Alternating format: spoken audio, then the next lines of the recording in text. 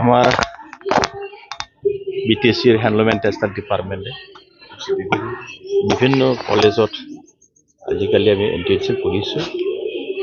কাৰণ handloom and textile ডিপাৰ্টমেণ্টক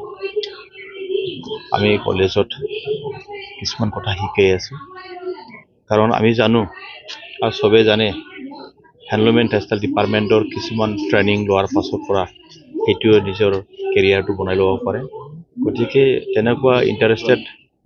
ছাত্ৰ ছাত্ৰীসকলে যদি তেনেকুৱা ল'বৰ যদি ইচ্ছা হয় বা হ্যান্ডলুম এণ্ড টেক্সটাইল ডিপাৰ্টমেণ্টত যদি ট্ৰেইনিং ল'ব বিচাৰে তেনেকুৱা আমি প্ৰশিক্ষণ দিয়া আৰম্ভ কৰিছোঁ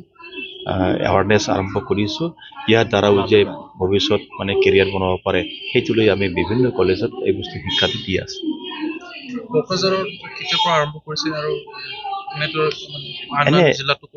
বেলেগ জিলাতো কৰিছোঁ অলৰেডি বিজনী কৰিলোঁ আমি আৰু কোকৰাঝাৰ মানে গভৰ্ণমেণ্ট কলেজত কৰিলোঁ আজি আমি কোকৰাঝাৰ গাৰ্লছ কলেজত কৰি আছোঁ নেক্সট আকৌ বেলেগ বেলেগ কলেজলৈ আমি গৈ আছোঁ ঠিক আছে ল'ৰা